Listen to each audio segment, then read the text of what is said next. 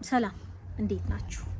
የማሜ ነገር አሁንም እየሄደ ነው።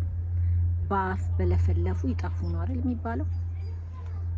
እየተሰደበች ነው። ይኸውላችሁ ፓብሊክ ላይ መውጣት፣ በተለይ ልጆች ያሏችሁ ተጠንቀቁ። ትሰደባላችሁ። ክብር አይደለም፣ ክብር አይደለም።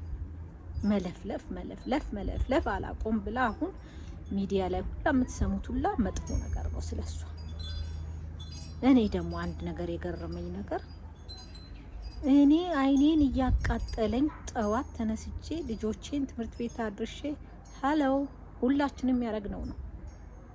ሁላችንም ሴት ልጅ ጠንካራ የሚያደርጋት ይሄ ነው። ሌላ ምንድን ነው ታዲያ? ለልጆች ስትይ ነው አይኔን እያቃጠለን። ኦፍኮርስ አትተኝማ። ለሊት ላይቭ ላይ ከሆንሽ እንዴት ነው ጠዋት የምትተኘው? ከይቅርታ ጋር ልጅቷን እወዳታለሁ፣ ግን የምትናገረው ንግግር በጣም እየዘገነነኝ እያስጠላኝ ነው። እና ይሄ ለሁላችሁ ለሲንግል ማሞች ትምህርት ይሁን። ወታችሁ አትአውሩ፣ ሚስጥራችሁን አታውሩ። ልክ አይመጣም። ከምር ነው ምላችሁ። አያከብራችሁም የልጆቻችሁ አባት። በቃ ተናገረ እኮ ሚስጥሩ ሁላ ወጣ። ጆ ሌላ ሚስት አግብቶ እንደነበረ እኔ አሁን አላውቅም ነበር። አግብቻለሁ የሷ ግፍ ነው አለ። ቢያከብራት ኖሮ ማሜን እንዲህ ወጥቶ አይናገርም ነበር። አወራው። ሲንግል ነው ወይ ተብሎ ሲጠየቅ አይደለሁም ማለት። ምን ትፈልጋላችሁ ከዚህ የበለጠ ውርደት? እሷ አሁንም ፍቅር ላይ ናት እንዳልኳችሁ። በዚህ አጋጣሚ አሁን ስለሷ ብቻ ማውራት አይደለም የመጣሁት፣ ግን ትምህርት አድርጋችሁ ሰጁት። ሲንግል ማምስ ለራስሽ ስቲ፣ ለልጅሽ ፊውቸር ስቲ ራስሽን ሳክሪፋይ አድርገሽ ለልጆችሽ ኑሪ። ኮምፒቲሽን አይኑር። ከሱ ጋር ፉክክር አቁም። ፉክክር ይቁም። የትም አይደርሱ።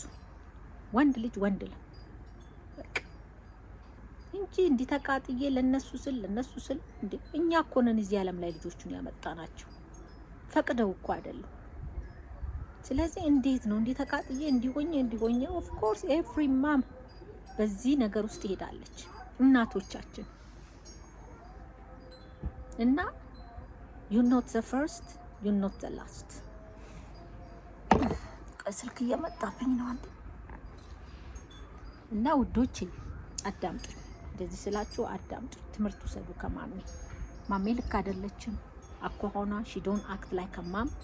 እንደ ማም አክት አድርጊ። ማሜ ባልሽ እንዲያከብርሽ፣ ሌላም ወንድ በህይወትሽ እንዲመጣ ከፈለግሽ ሴት ተጫዋች።